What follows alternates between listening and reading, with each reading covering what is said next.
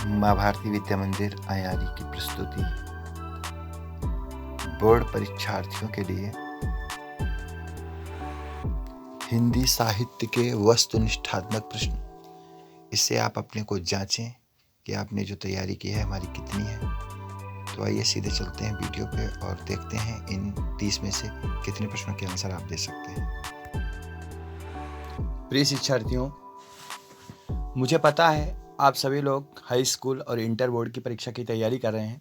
तो उस परीक्षा की तैयारी को दृष्टिगत रखते हुए मैं आज आपका टेस्ट लेना चाहता हूं, और उस टेस्ट में आप कितने सफल होते हैं हिंदी साहित्य में। तो आइए हम टेस्ट को शुरू करते हैं और ईमानदारी से अपने प्रश्नों को लिखते जाइए कि आपने कितने प्रश्नों को सही आंसर किया है, वो आप कमेंट बॉक्स में बता सकते हैं। तो आइए शुरू करते हैं। पहला प्रश्न हिंदी साहित्य का, ये कक्षा 10 और 12 के विद्यार्थियों के लिए तथा अन्य परीक्षाओं की तैयारी करने वालों के लिए भी बहुत ही इंपॉर्टेंट वीडियो है, तो आप इसमें अपनी तैयारी को टेस्ट कर सकते हैं। तो आइए देखते हैं। पहला प्रश्न है, हिंदी साहित्य के आरंभिक काल को आचार्य रामचंद्र शुक्ल ने क्या कहा है। प्रश्न है कि हिंदी साहित्य के आरंभिक काल को आचार्य रामचंद्र शुक्ल ने क्या कहा है। तो इसमें 4 विकल्प आपके सामने हैं। 4 विकल्प में सबसे पहला विकल्प है आदिकाल, दूसरा है चारणकाल, तीसरा है वीरगाथा काल और चौथा है सिद्ध सामंत काल। तो आचार्य रामचंद्र शुक्ल ने इसको वीरगाथा काल कहा है। इस प्रश्न का आंसर है वीरगाथा काल, आचार्य रामचंद्र शुक्ल ने कहा है। अब बचे हुए जो हैं इनको भी मैं बता देता हूँ, विश्लेषण कर देता हूँ कि आदिकाल हजारी प्रसाद द्विवेदी, जो आदिकाल है वो हजारी प्रसाद द्विवेदी ने इसको कहा है। हजारी प्रसाद द्विवेदी ने इसको क्या कहा है, इसको आदिकाल कहा है। चारणकाल कहा है राम कुमार वर्मा ने इसको क्या कहा है, चारणकाल कहा है। किसने, राम कुमार वर्मा। मालूम है राम कुमार वर्मा कौन है, बहुत बड़े एकांकीकार के रूप में माने जाते हैं। तो राम कुमार वर्मा ने इसको चारणकाल कहा है। वीरगाथा काल बता ही चुके हैं आचार्य रामचंद्र शुक्ल ने, और सिद्ध सामंत काल कहा है राहुल शंकर जी ने। तो ये पहले प्रश्न का आंसर जो है सी आंसर सही है। आइए दूसरे प्रश्न पे चलते हैं। दूसरा प्रश्न है कि वीरगाथा काल का कवि नहीं है। वीरगाथा काल का कवि कौन सा नहीं है। चंद्रबरदाई, नामदेव, जगनीक, मधुकर। ए ऑप्शन है चंद्रबरदाई, बी ऑप्शन है नामदेव, सी ऑप्शन है जगनीक और डी ऑप्शन है मधुकर कवि। अब अपना आंसर लगा लीजिए, मैं आपको आंसर बता देता हूं। इसका आंसर है बी, नामदेव वीरगाथा काल के कवि नहीं है। चंद्रबरदाई, जगनीक और मधुकर कवि मैंने बताया। चंद्रबरदाई पृथ्वीराज रासो वीरगाथा काल का, जगनीक परमाल रासो और मधुकर कवि के मधुकर कौन सी है, जय मयंक जसचंद्रिका मधुकर कवि की है, ये वीरगाथा काल की है। जगनीक भी वीरगाथा काल के हैं। नाम चंद्रबरदाई वीरगाथा काल के हैं। सिर्फ नामदेव ऐसे कवि हैं इस विकल्प में जो वीरगाथा काल के नहीं है। तो इसका ऑप्शन दूसरे का होगा बी सही। आइए तीसरे प्रश्न पे चलते हैं। बी ऑप्शन सही इसका। और तीसरा प्रश्न है कि वीरगाथा काल के सर्वश्रेष्ठ कवि माने जाते हैं। तो वीरगाथा काल के सर्वश्रेष्ठ कवि माने जाते हैं चंद्रबरदाई, और इनका एक महाकाव्य वीरगाथा काल का सबसे सुप्रसिद्ध महाकाव्य है पृथ्वीराज रासो, जो चंद्रबरदाई द्वारा लिखा हुआ है। तो प्रश्न 3 का आंसर सही हो जाता है ए। इसके बाद में आइए चौथे प्रश्न पे चलते हैं। चौथा प्रश्न है पृथ्वीराज रासो के रचनाकार कौन है। हमने अभी बता ही दिया है, इसलिए आपको आंसर मिल ही गया, और जिनको नहीं मालूम था वो भी समझ लें। पृथ्वीराज रासो के रचनाकार जो हैं, ऑप्शन बी सही है, चंद्रबरदाई पृथ्वीराज रासो के रचनाकार हैं। चौथा प्रश्न है कबीरदास की भाषा क्या थी। कबीरदास की भाषा क्या थी। 4 विकल्प आपके सामने हैं। Number A Brajbhasha, number B Kannauji, number 3 Sadhukkadi और नंबर 4 खड़ी बोली। तो इनमें से कौन सी भाषा कबीरदास की है। तो कबीरदास की भाषा है सदुक्कड़ी। पंचमेल खिचड़ी इनकी भाषा को कहा जाता है। संत कवि कहे जाते हैं, इसलिए सदुक्कड़ी भाषा इनकी ऑप्शन सी 5 का सही होता है। इसके बाद में अगला देखिए। अगली पंक्तियां कुछ दी गई हैं और ये पंक्तियों के रचयिता पूछे गए हैं। कौन है कि कटकटान कपि गुंजर भारी और दुभुज दंड तम की महिमारी डोलती धरणी सभा पद खसे चले भाजी भय मारुत ग्रसे। अब इन पंक्तियों के रचयिता कौन है। तो इन पंक्तियों के रचयिता गोस्वामी तुलसीदास जी हैं। आगे ऑप्शन ए इसका सही होता है। 7वां है कि इसमें भी पूछा गया है कि इन प्रस्तुत पंक्तियों का रचयिता कौन है। नयन जो देखा कमल सा निर्मल नीर शरीर, हंसत जो देखा हंस भा दसन ज्योति न गहीर। इस पंक्ति के रचयिता, इन पंक्तियों के रचयिता जायसी जी हैं। ऑप्शन सी हमारा इसका सही होता है, जायसी, प्रश्न नंबर 7 का। और प्रश्न नंबर 8 प्रश्न है, एक शिवा बावनी के रचनाकार कौन है। शिवा बावनी ये रीतकाल का काव्य है और रीतकाल के काव्य के प्रशस्त पर जो कवि हैं वो हैं भूषण जी। रीतकाल में इन्होंने वीर रस की कविताएं लिखी हैं, तो इसके रचनाकार जो हैं वो भूषण है। शिवा बावनी शिवाजी के चरित्र को लिखा है, तो शिवा बावनी के जो रचनाकार हैं वो भूषण जी हैं। इसके बाद में वी ऑप्शन इसका सही है। और 9वां प्रश्न है, बहुत ही महत्वपूर्ण प्रश्न है 9वां कि नल की और नल नीर की गति कै करी जोए, जे तो नीचो होए चले ते तो ऊंचो होए।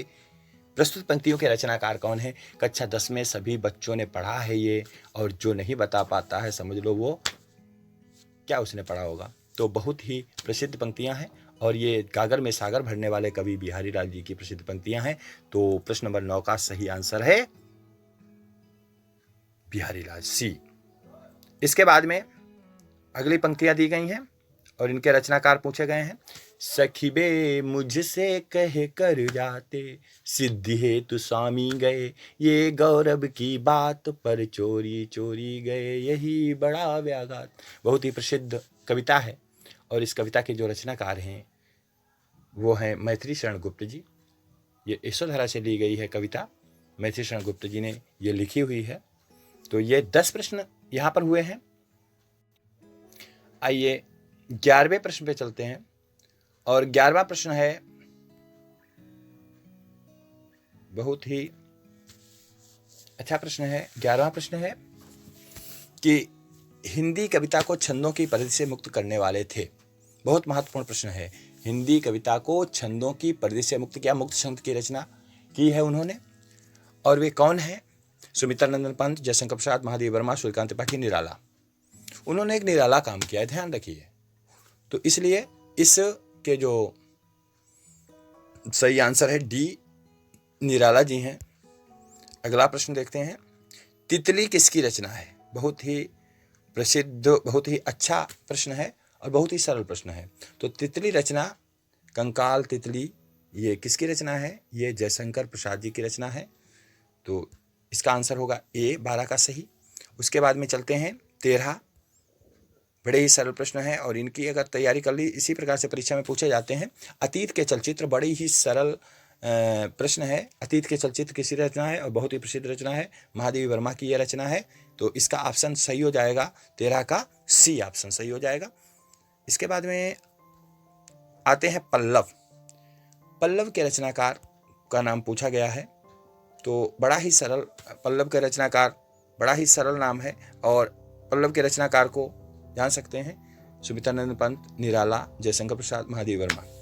तो इनमें से पल्लव के रचनाकार जो हैं वो सुमित्रानंदन पंत जी हैं। आंसर ए सही है। इसके बाद में चलते हैं चिंतामणि। बड़ी ही प्रसिद्ध कृति है महान आलोचक की। और कौन आलोचना में प्रसिद्ध है, आलोचना के लिए कौन प्रसिद्ध है, आचार्य रामचंद्र शुक्ल प्रसिद्ध हैं। तो ये कृति जो है चिंतामणि, इसके रचनाकार कौन है, आचार्य रामचंद्र शुक्ल जी हैं। अगले 16वें प्रश्न पे सी ऑप्शन इसका सही है। और अगला 16वां प्रश्न है, जनमेजय का नागयज्ञ किसकी कृति है। जनमेजय का नागयज्ञ किसकी कृति है। तो ये कृति आप ध्यान कर लीजिए किसकी है, ये जयशंकर प्रसाद की है, जनमेजय का नागयज्ञ। तो जनमेजय का नागयज्ञ किसकी कृति है, ये जयशंकर प्रसाद की कृति है, बी ऑप्शन इसका सही है। उसके बाद में अगला है, हम दीवानों की क्या हस्ती हैं, आज यहाँ कल वहां चले, मस्ती का आलम साथ चला, हम धूल उड़ाते जहां चले। प्रस्तुत पंक्तियों के रचयिता कौन है। तो प्रस्तुत पंक्तियां बड़ी ही प्रसिद्ध पंक्तियां हैं और इसके रचयिता जो हैं वो है भगवती चरण वर्मा जी। तो आइए अब ऑप्शन देखते हैं इसका, बी ऑप्शन सही है, भगवती चरण वर्मा है।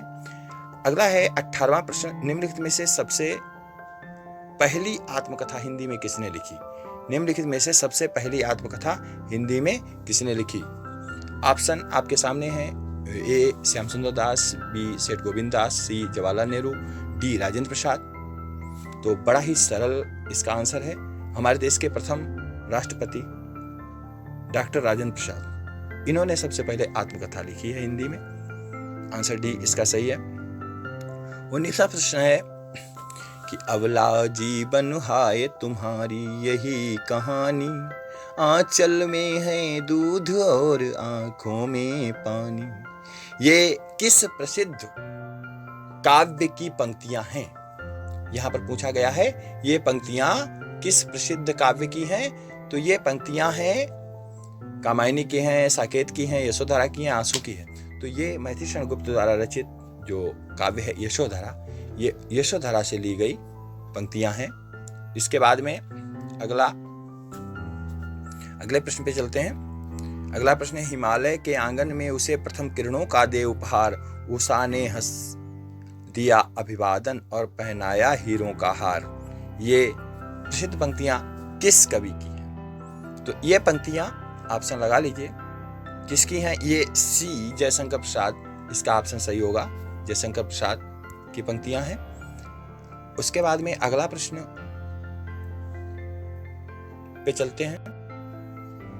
अगला प्रश्न नंबर 21 है, आंचलिक रचनाएं किससे संबंधित होती हैं? बड़ा ही अच्छा प्रश्न है। आंचलिक रचनाएं किससे संबंधित होती है? देश विशेष से, लोक विशेष से, क्षेत्र विशेष से या जाति विशेष से? तो इसका आंसर होगा ये क्षेत्र विशेष से संबंधित होती हैं। क्षेत्र विशेष से आंसर देख लेते हैं। आंसर इसका है सी, क्षेत्र विशेष से। अगला प्रश्न है, निर्गुण भक्ति काव्य का प्रमुख कवि है? बड़ा ही सरल प्रश्न है और इसको आप पहले अपना आंसर लगा लीजिए, उसके बाद में हम बताते हैं। सूरदास, तुलसीदास, कबीरदास या केशवदास, इनमें से 4 आंसरों में से आपको बताना है। तो इसका जो सही आंसर होगा वो होगा निर्गुण भक्ति काव्य के प्रमुख कवि हैं कबीरदास जी। ठीक है, क्योंकि सूरदास जी कृष्ण काव्य धारा के, सगुण कृष्ण काव्य धारा के कवि हैं। तुलसीदास राम भक्ति शाखा के सगुण काव्य धारा के कवि हैं। बिहारी लाल केशवदास जी जो हैं वो रीतकाल के कवि हैं।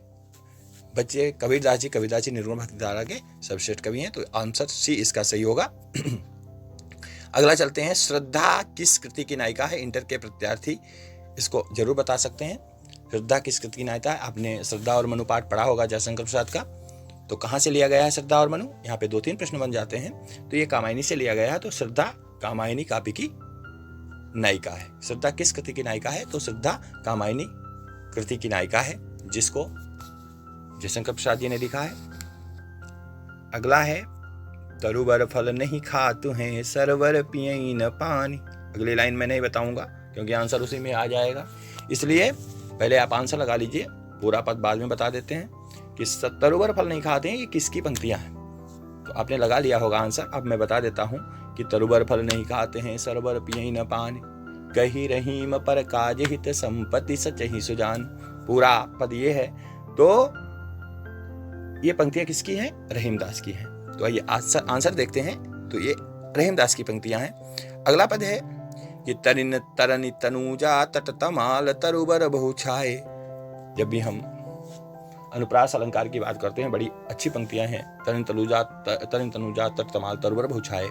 ये प्रस्तुत पंक्तियों के रचयिता कौन है? ये भी पाठ है, कक्षा 12 में पढ़ा जाता है, तो आपको पता होगा। इसकी पंक्तियों के रचयिता युग प्रवर्तक कवि भारतेंदु हरिश्चंद्र जी हैं। इसके बाद में अगला प्रश्न चलते हैं। 26वां प्रश्न है, बड़ी ही प्रसिद्ध पंक्तियां हैं। बुंदेले हर बोलों के मुंह हमने सुनी कहानी थी, खूब लड़ी मर्दानी वो तो झांसी वाली रानी थी। तो यहाँ पर प्रस्तुत पंक्तियों के रचयिता कौन है? सत्यनारायण पांडे, मैथिली शरण गुप्त, सुभद्रा कुमारी चौहान, महादेव वर्मा। बहुत ही प्रसिद्ध रचना है, सभी लोगों को पता है, तो इसमें ज्यादा सोचने की बात नहीं है। सुभद्रा कुमारी चौहान की रचना है। नहीं पता है तो अपना आंसर नोट कर लीजिए। उसके बाद में हम चलते हैं 27वें प्रश्न पे, और 27वां प्रश्न है, इसमें पूछा गया है कि मुझे तोड़ लेना बनमाली, उस पथ में देना तुम फेंक, मातृभूमि पर शीश चढ़ाने, जिस पथ जावे वीर अनेक। प्रस्तुत पंक्तियों के रचयिता कौन है? तो इन प्रस्तुत पंक्तियों के रचयिता सभी लोगों ने पढ़ा है, कक्षा 10 में पाठ है पुष्प की अभिलाषा, तो माखनलाल चतुर्वेदी इसके रचयिता हैं, रचनाकार हैं। आइए 27वें प्रश्न पे चलते हैं। लिखा है, दरवाजे से चंडालगढ़ी की तरफ नजर दौड़ाने पर एक अद्भुत दृश्य दिखाई देता था। दरवाजे से चंडालगढ़ी की तरफ नजर दौड़ाने पर एक अद्भुत दृश्य दिखाई देता था। ये यात्रा वृत्त के किसी यात्रा वृत्त से लिया गया गद्यांश है, पंक्तियां हैं, और आप सभी को मालूम है यात्रा वृत्तांत लेखक कौन है, राहुल शंकरत्यायन जी। तो ये पंक्तियां जहां तक है राहुल शंकरत्यायन जी की हैं। तो आइए आंसर भी देख लेते हैं, ये राहुल शंकरत्यायन की ही हैं और यात्रा वृत्त से ली गई हैं। उसके बाद में अगले भूषण की कविता का प्रधान स्वर है। यहाँ पे भूषण की कविता, भूषण वैसे तो रीतकाल के कवि हैं, बहुत से बच्चों का प्रश्न गलत भी हो सकता है, वो श्रृंगारिक कर सकते हैं इसका, मगर उनका कैसा है, 4 विकल्प आपके सामने है, व्यंग्यात्मक, प्रशस्त परक, श्रृंगार परक, श्रृंगारिक या कारुणिक। तो भूषण जो थे ये दरबारी कवि थे, और दरबारी कवि राजाओं की प्रशस्ति में रचनाएं लिखा करते हैं। तो भूषण की कविताओं का जो स्वर है वो कैसा है, प्रधान स्वर प्रशस्ति परक है। ऑप्शन इसका V सही होगा। और अंतिम इस वीडियो का जो प्रश्न है वो प्रश्न है, अपभ्रंश में कृष्ण काव्य के प्रणेता कौन है? अपभ्रंश में कृष्ण काव्य के प्रणेता कौन है? पुष्पदंत, शालिभद्र सूरी, स्वयंभू या हरिभद्र सूरी? आंसर ए है पुष्पदंत, बी है शालिभद्र सूरी, सी स्वयंभू और हरिभद्र सूरी। 8 डी ऑप्शन में।